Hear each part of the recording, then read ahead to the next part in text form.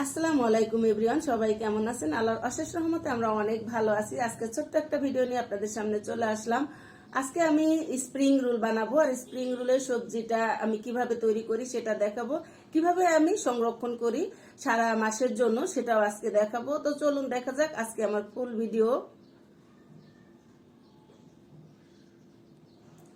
আমি এখানে মাংস কষিয়ে নিয়েছি আগেই, আর আমি মশলার আলাদা কষিয়ে নিলাম। মাংস কষানোর পরে হাতে আমি ছোট ছোট করে চিড়ে ছোট ছোট করে নিয়েছি। আপনারা চাইলে ছোট করে কেটেও দিতে পারবেন, তবে চিড়ে দিলে সবচেয়ে ভালো হয়। মাংস কষানোর পরে আমি এখানে বটবটি দিয়ে দিয়েছি কিছুটা। আর বটবটিটা যেহেতু আমি যে সবজিগুলো দিয়েছি তার থেকে একটু সিদ্ধ হতে টাইম লাগে, সেজন্য বটবটি আগে দিয়ে আমি 1 মিনিটের মতো নাড়াচাড়া করে নিয়েছি। তারপরে আমি 1 কাপের মতো আলু কুচি দিয়েছি। এই সবজিগুলা কিন্তু আপনারা আপনাদের পছন্দ অনুযায়ী সবজি কম বেশি দিতে পারবেন, তবে আমি আমার বাচ্চারা যে সবজিগুলো পছন্দ করে আমি সেই সবজিগুলাই দিয়েছি। চাইলে আপনারা বাঁধাকপি দিতে পারেন, ফুলকপি বা অন্যান্য ক্যাপসিকাম বিভিন্ন রকমের সবজি দিয়ে আপনারা এই পুরটা তৈরি করতে পারবেন। আর এই পুরটা ভাত বা রুটির সাথে খেতেও খুবই ভালো লাগে। আমি এখানে 1/4 কাপ গাজর দিয়েছি। গাজর আমি কয়েকটা গাজর ভালো করে ধুয়ে কুচি করে এখানে দিয়ে দিয়েছি। গাজর দিলে যেমন দেখতেও ভালো, পুষ্টিকর খাবার। বাচ্চারা সবজি খেতে চায় না, সেই ক্ষেত্রে অবশ্যই আপনারা একটু গাজর দেওয়ার চেষ্টা করবেন। এখানে আমি 1 কাপ পেঁয়াজ দিব। তো পেঁয়াজটা হাতে একটু ভেঙে দিয়েছি, কুচি করার পরেও হাতে একটু ভেঙে দিলে এটা মিলে যায়। আর আমি কাঁচামরিচ দিয়েছি, কাঁচামরিচ অনেকগুলো দিয়েছি, দেখে আপনারা ভয় পাবেন না যে ঝাল হবে।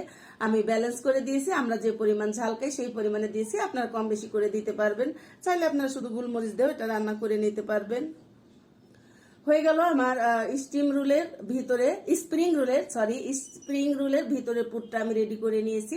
একদম শেষের দিকে আমি 2টা ম্যাগি যে মশলা পাওয়া যায়, ম্যাগি শাক, সেটা দিয়েছি। এটা দিলে সুন্দর ফ্লেভার আসে, টেস্টটাও অনেক ভালো আসে। আর এই মশলাটা অনেক ফ্লেভার ফুল হয়, আমার বাচ্চারা পছন্দ করে।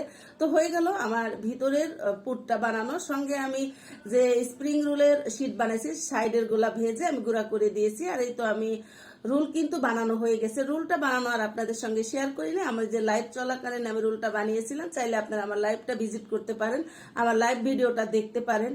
তো আমি বানানোর পরে কিভাবে সংরক্ষণ করি আজকে কিন্তু আমি সেটাই দেখাচ্ছি।